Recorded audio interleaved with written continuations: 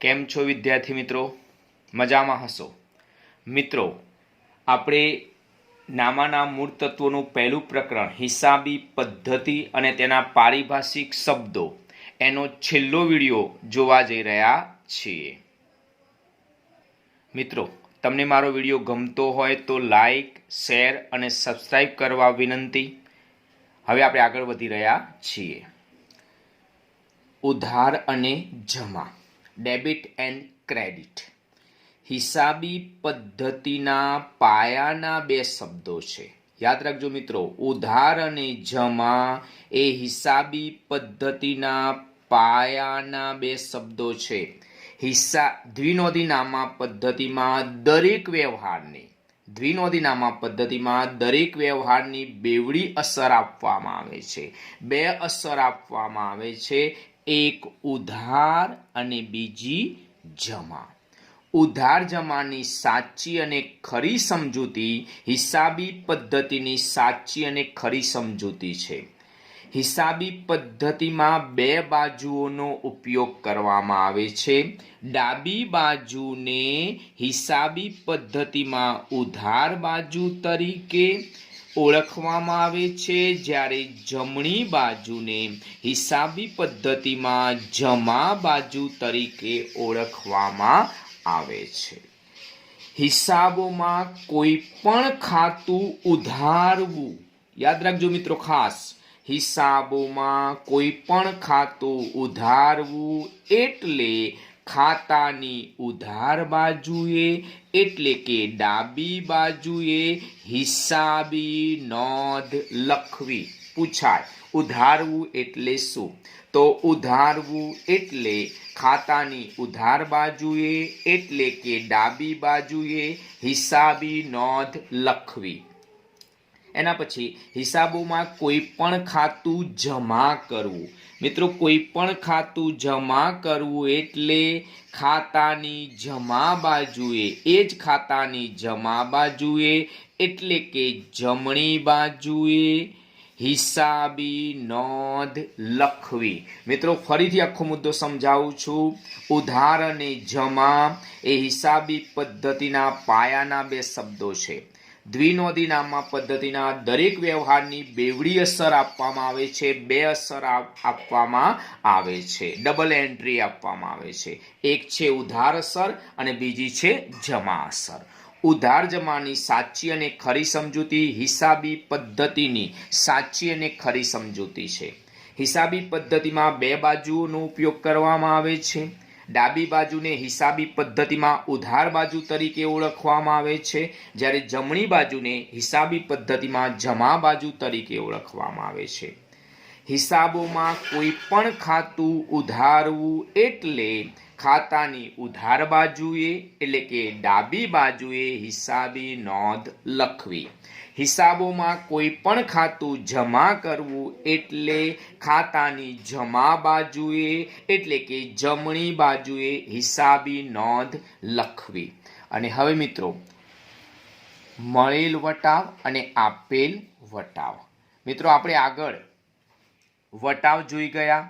વટાવના બે પ્રકાર, વેપારી વટાવ અને રોકડ વટાવ. હવે એમાં આગળ વધીએ છીએ મળેલ વટાવ અને આપેલ વટાવ. તો મિત્રો, મળેલ વટાવ કે આપેલ વટાવ એક રોકડ વટાવ હોય છે. યાદ રાખજો, મળેલ વટાવ કે આપેલ વટાવ એ રોકડ વટાવ હોય છે. આ વટાવની ચોપડે નોંધ કરવામાં આવે છે.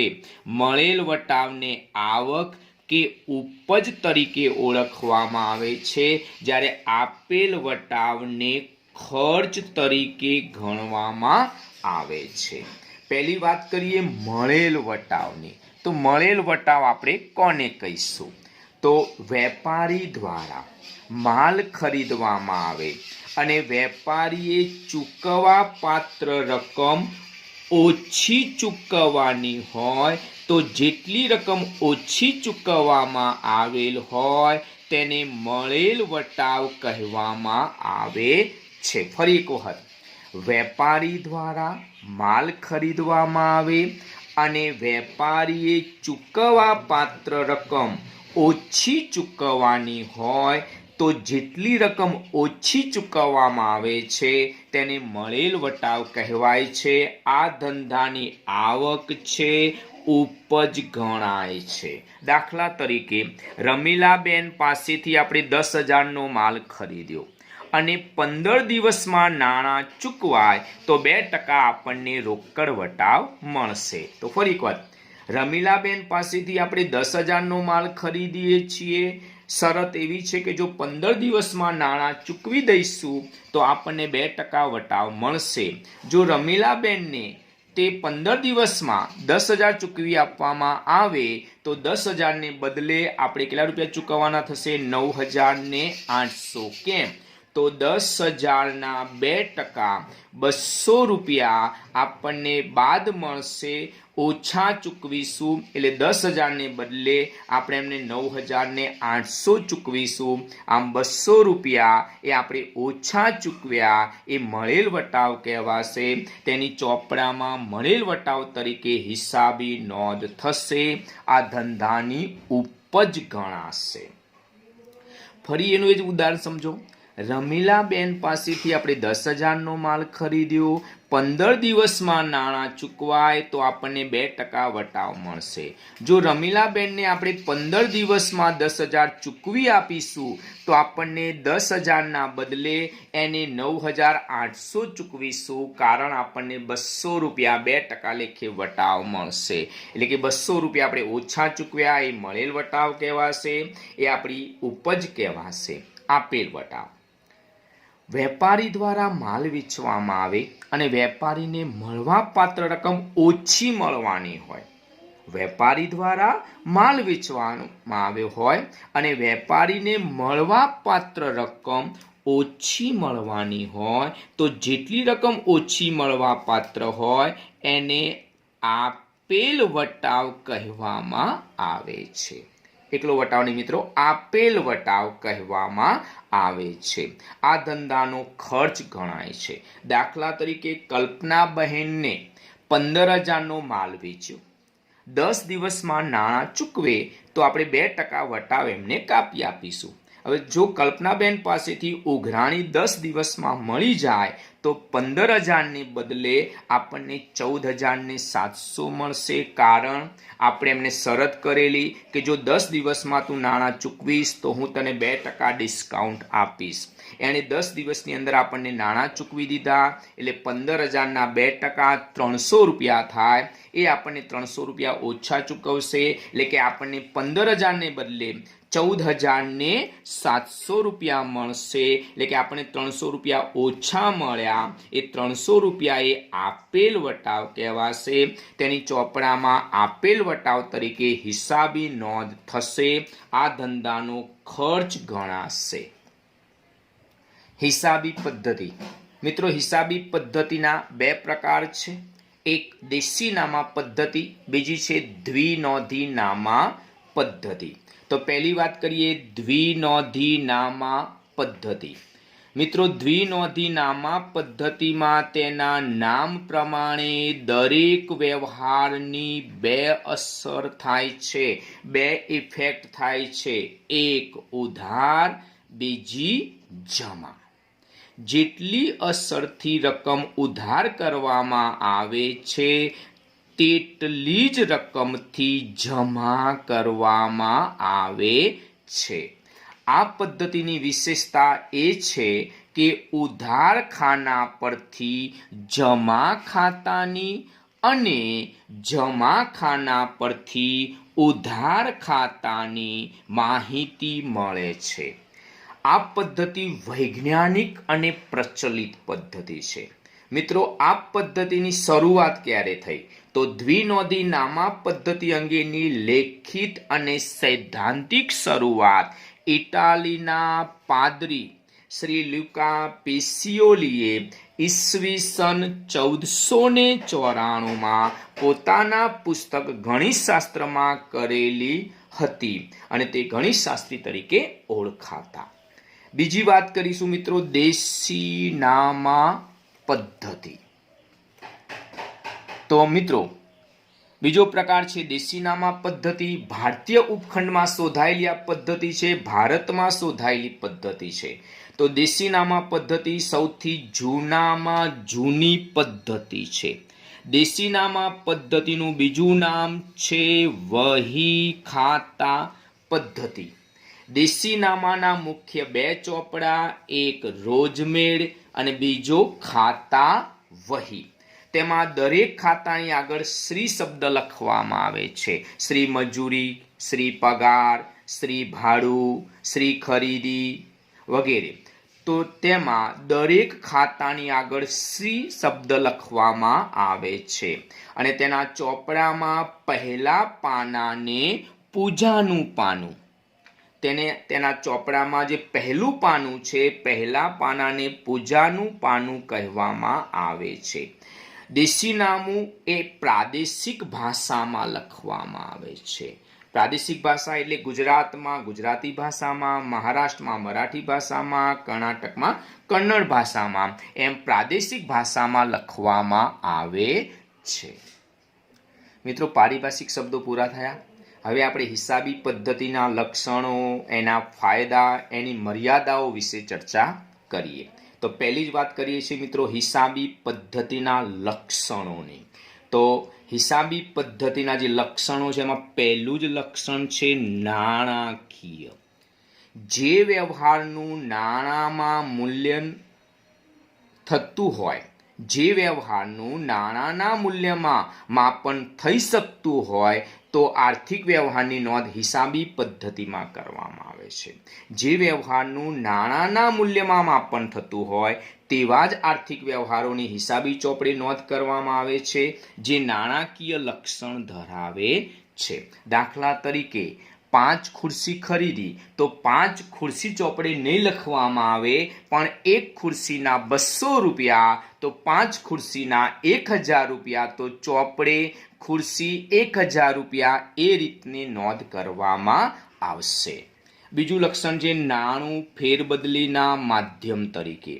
તો નાણાંના માધ્યમથી અસ્તિત્વમાં આવતા વ્યવહારો કે બનાવોને હિસાબી પદ્ધતિમાં નોંધવામાં આવે છે.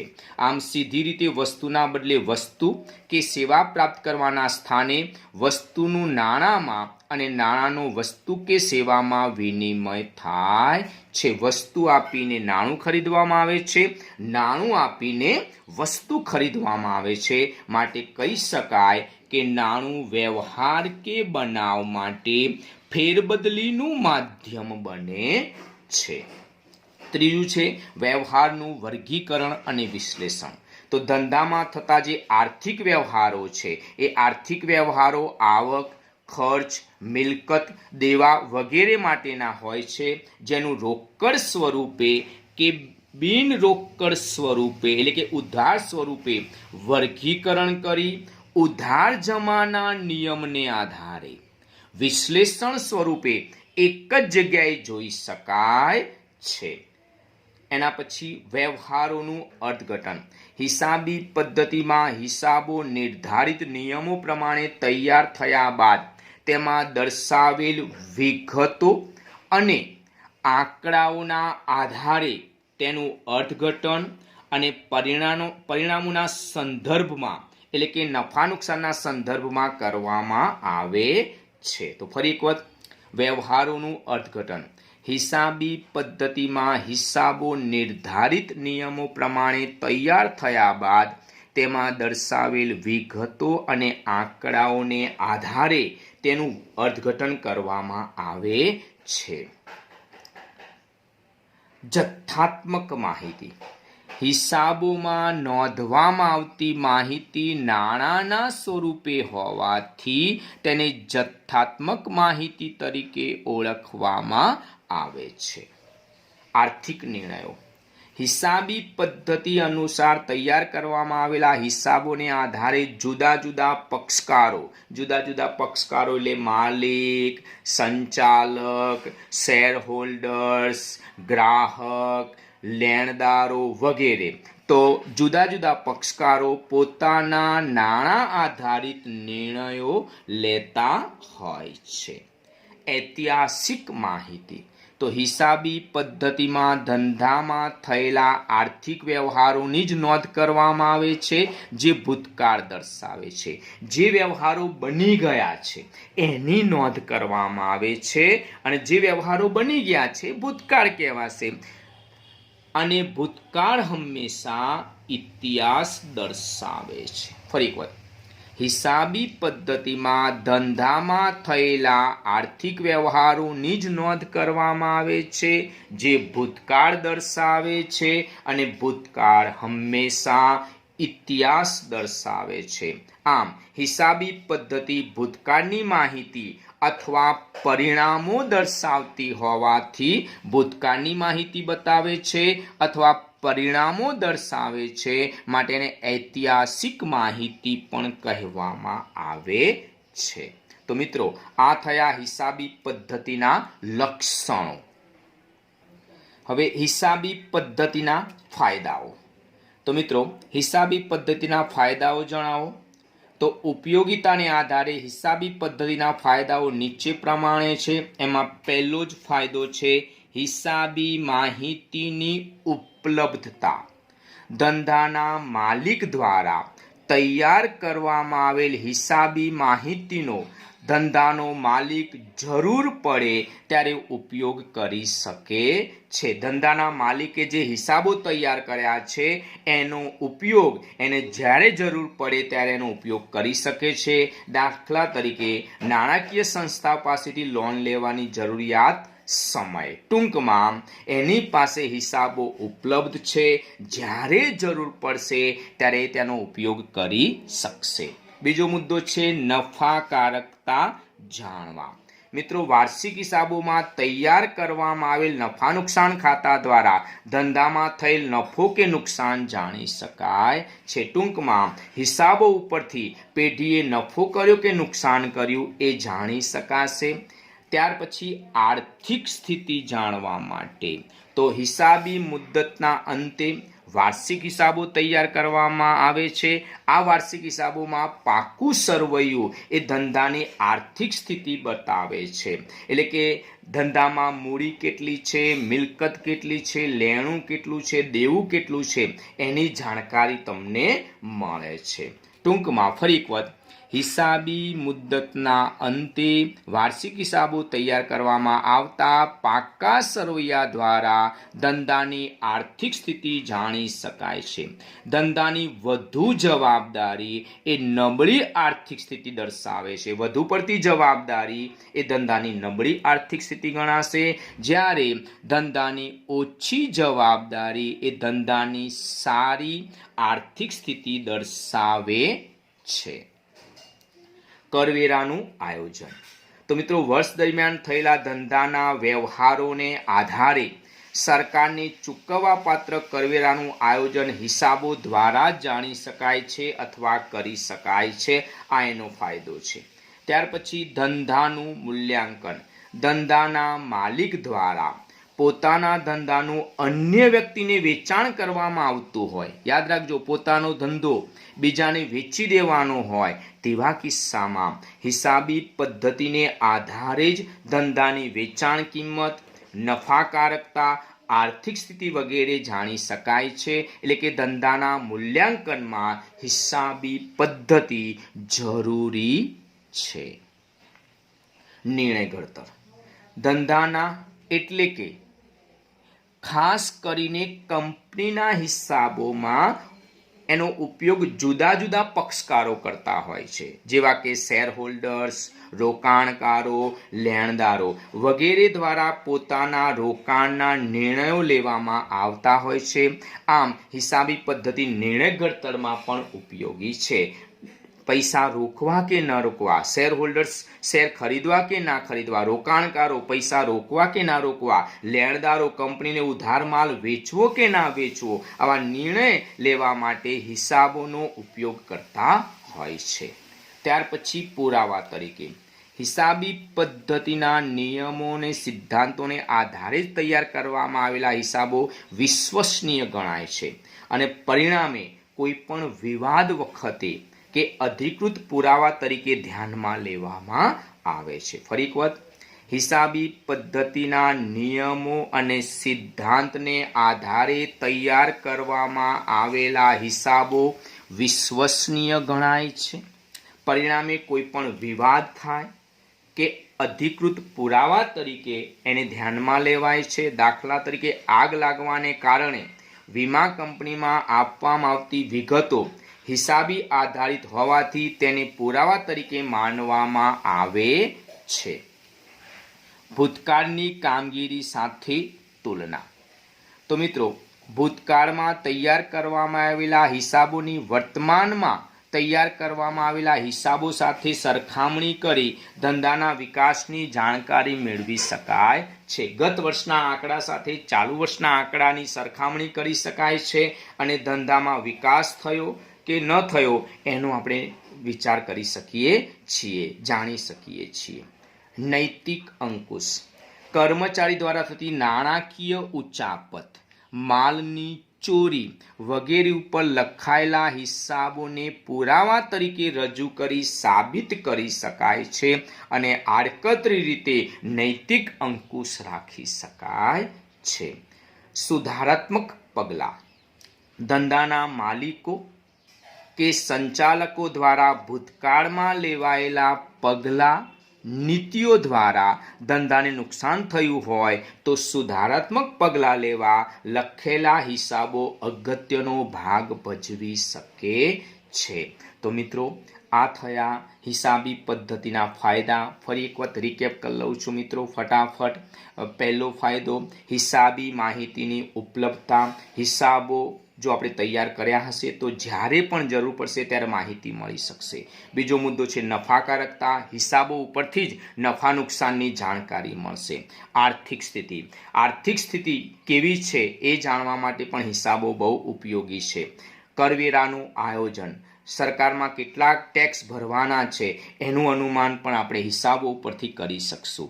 ધંધાનું મૂલ્યાંકન. ધંધાનું મૂલ્ય નક્કી કરવા માટે હિસાબો બહુ જ અગત્યનો રોલ અદા કરે છે. નિર્ણય ઘડતર. કોઈ પણ નીતિવિષયક નિર્ણય લેવા માટે હિસાબો બહુ ઉપયોગી છે.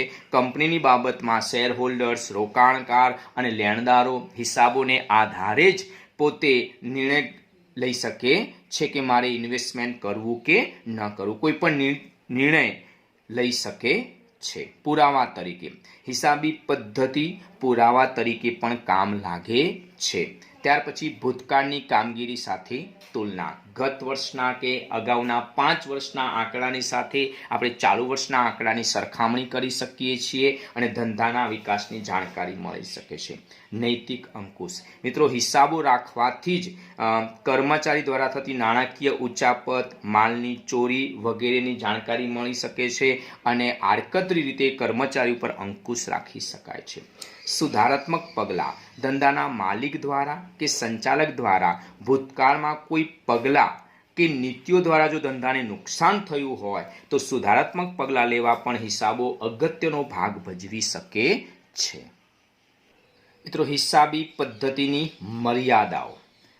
હિસાબી પદ્ધતિના ફાયદા જોયા, હવે એની મર્યાદાઓ પણ છે એ પણ જોઈ લઈએ. પહેલી જ મર્યાદા છે બિન નાણાકીય વ્યવહારો. મિત્રો, હિસાબોમાં નાણાકીય વ્યવહારો જ લખવામાં આવે છે. બિન નાણાકીય વ્યવહારો ધંધાને બહુ અગત્યના હોવા છતાં લખવામાં આવતા નથી. આ એક મર્યાદા છે. ધંધામાં કામ કરતા કર્મચારીઓની વફાદારી, એમની પ્રામાણિકતા, નિષ્ઠા જેવા ગુણો ધંધાના વિકાસમાં અગત્યનો રોલ અદા કરે છે, છતાં તેની હિસાબી નોંધ કરવામાં આવતી નથી કારણ તેનું નાણાંમાં મૂલ્ય આંકી શકાતું નથી. આ એક મર્યાદા છે. બીજી, નાણાંનું સ્થિર મૂલ્ય. હિસાબી પદ્ધતિમાં નાણાંનું મૂલ્ય સ્થિર રહેશે તેવી ધારણા કરેલ છે જે વ્યવહારિક રીતે શક્ય નથી. નાણું સ્થિર ગણાશે નહીં. આમ નાણાંનું સ્થિર મૂલ્ય એ પણ હિસાબી પદ્ધતિની મર્યાદા કહી શકાય. ત્યાર પછી ત્રીજો છે ઐતિહાસિક વ્યવહારો અને બનાવો.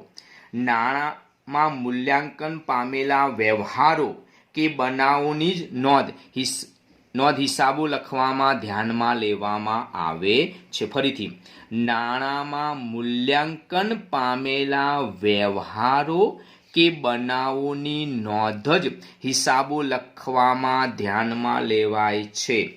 તે નોંધમાં થયેલ માનવીય ભૂલો કે સિદ્ધાંતોની ગેરસમજ પછીથી સુધારી શકાતી નથી. આમ ભવિષ્યમાં લેવાનાર નિર્ણયો પર તેની અસર પડી શકે છે, જે એક મર્યાદા ગણી શકાય છે. બજાર કિંમતની અવગણના. તો હિસાબોમાં મિલકતોની નોંધ તેની પડતર કિંમત બાદ ઘસારા કિંમતે નોંધવામાં આવે છે. મિત્રો, પાકા સરવૈયામાં જે મિલકતો બતાવવામાં આવે છે એ મિલકતો પડતર કિંમતે બતાવવામાં આવે છે અને એમાંથી ઘસારો માઇનસ કરવામાં આવે છે, જે બજાર કિંમત સાથે મોટા ભાગે મળતી આવતી નથી. જેથી કહી શકાય કે હિસાબોમાં મિલકતોની બજાર કિંમતની અવગણના જોવા મળે છે. એની બજાર કિંમત અલગ હોઈ શકે છતાં ચોપડે એની પડતર કિંમત જ બતાવવામાં આવે છે. એ પણ એક મર્યાદા છે. અંદાજોનો ઉપયોગ. હિસાબી પદ્ધતિમાં કેટલાક અંદાજો મૂકવામાં આવે છે. શકમંદ લેણા અનામત, વટાવ અનામત, સામાન્ય અનામત વગેરે અંદાજિત ગણતરી કરવામાં આવે છે. આ ગણતરી ભૂતકાળના અનુભવ તથા તાર્કિક રીતે કરવામાં આવે છે, છતાં પણ ક્યારેક તેમાં જો ભૂલ થાય તો તેનો ઉપયોગ ભવિષ્યમાં પણ ભૂલનું પુનરાવર્તન કરાવી શકે છે. બેવડા ધોરણો. વાર્ષિક હિસાબોમાં બે અગત્યના અંગો છે. એક છે નફા નુકસાન ખાતું અને બીજું છે પાકું સરવૈયું. આ બંને તૈયાર કરવામાં નીચે મુજબની વિસંગતતા જોવા મળે છે, વિરોધાભાસ જોવા મળે છે. ફરીથી, વાર્ષિક હિસાબોના બે અગત્યના અંગો નફા નુકસાન ખાતું તથા પાકું સરવૈયું તૈયાર કરવામાં નીચે મુજબની વિસંગતતા જોવા મળે છે. નફા નુકસાન ખાતું એ ચાલુ કિંમતે કરંટ નફા નુકસાન ખાતું એ ચાલુ કિંમતે તૈયાર થાય છે, જ્યારે પાકા સરવૈયાની વિગતો ઐતિહાસિક કિંમતે તૈયાર થાય છે. આ યાદ રાખજો, આ વિસંગતતા છે. નફા નુકસાન ખાતું ચાલુ કિંમતે તૈયાર થાય છે, જ્યારે પાકા સરવૈયાની વિગતો ઐતિહાસિક કિંમતે તૈયાર થાય છે. મિત્રો, ઉપરની હિસાબી પદ્ધતિની મર્યાદાઓ તેના વિકાસમાં ક્યારેય અવરોધક બનતી નથી. ખાસ યાદ રાખજો, ઉપરની જે હિસાબી પદ્ધતિની મર્યાદાઓ છે એ તેના વિકાસમાં ક્યારેય અવરોધક બનતી નથી. હિસાબી પદ્ધતિના ઉપયોગકર્તાઓ કોણ છે? આ એક મુદ્દો છે, ધ્યાન રાખજો મિત્રો. હિસાબી પદ્ધતિના ઉપયોગકર્તા કોણ હિસાબી પદ્ધતિનો ઉપયોગ કરે છે? તો અહીંયા એક સંચાલક જે કંપનીનું મેનેજમેન્ટ કરે છે, સંચાલક, 2 શેર હોલ્ડર્સ કે શેરધારકો, 3 સંભવિત શેરધારકો એટલે કે ભવિષ્યમાં શેર ખરીદવા ઈચ્છતા હોય તેવા કર્મચારીઓ, વેરા અધિકારીઓ, લેણદારો કે સેવા પૂરી પાડનાર એકમો, ગ્રાહકો, વિદેશી ઉદ્યોગ સાહસિકો, નિયમનકારી સંસ્થાઓ, વ્યવસાયી સંસ્થાઓ, સંશોધક અને વિશ્લેષકો અને છેલ્લે સરકાર. આ બધા ઉપયોગકર્તાઓ હિસાબી પદ્ધતિનો પોતાના માટે ઉપયોગ કરતા હોય છે. તો ઉપર મુજબના ઉપયોગકર્તાઓ પોતાના ધંધા મુજબ નીતિઓ તૈયાર કરી તેનો ભવિષ્યમાં ઉપયોગ લેવા માટે હિસાબી પદ્ધતિનો ઉપયોગ કરે છે. હિસાબી માહિતીના ઉપયોગની સીમાઓ વિસ્તરતી જાય છે, એટલે કે વધુને વધુ લોકો પોતાના અંગત ઉપયોગની દ્રષ્ટિએ તેનો ઉપયોગ કરે છે. તો યાદ રાખજો, હિસાબી પદ્ધતિમાં કોણ એનો ઉપયોગ કરે છે? ફરી બોલી જોશું મિત્રો.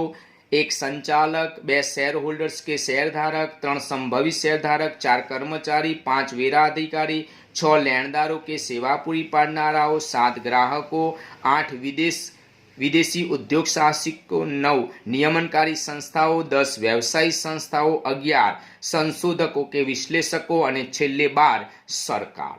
તો આ બધા લોકો પોતાના ઉપયોગ માટે હિસાબી પદ્ધતિનો ઉપયોગ કરે છે। અને મિત્રો છેલ્લો મુદ્દો હિસાબી પદ્ધતિના ગુણાત્મક લક્ષણો સમજાવો। તો આ ટોપિક છેલ્લો છે મિત્રો ચેપ્ટરનો, ધ્યાનથી સમજી લઈશું। હિસાબી પદ્ધતિના ગુણાત્મક લક્ષણો સમજાવો। તો ધંધાકીય એકમો દ્વારા તૈયાર કરવામાં આવેલા હિસાબોનો ઉપયોગ વિવિધ પક્ષકારો દ્વારા કરવામાં આવે છે। આ ઉપયોગ કરતા તૈયાર હિસાબોના ગુણાત્મક લક્ષણો હોય એવી અપેક્ષા રાખતા હોય છે। તો યાદ રાખજો, આ ઉપયોગકર્તાઓ તૈયાર હિસાબોમાં ગુણાત્મક લક્ષણો હોય તેવી અપેક્ષા રાખતા હોય છે। આ ગુણાત્મક લક્ષણનું માપન થઈ શકતું નથી, પરંતુ તે ઉપયોગકર્તાનો વિશ્વાસ સંપાદન કરી શકે છે અને તેઓ પોતાના સંબંધિત નિર્ણયો લે છે। એની સમજૂતી આપણે હવે જોઈશું।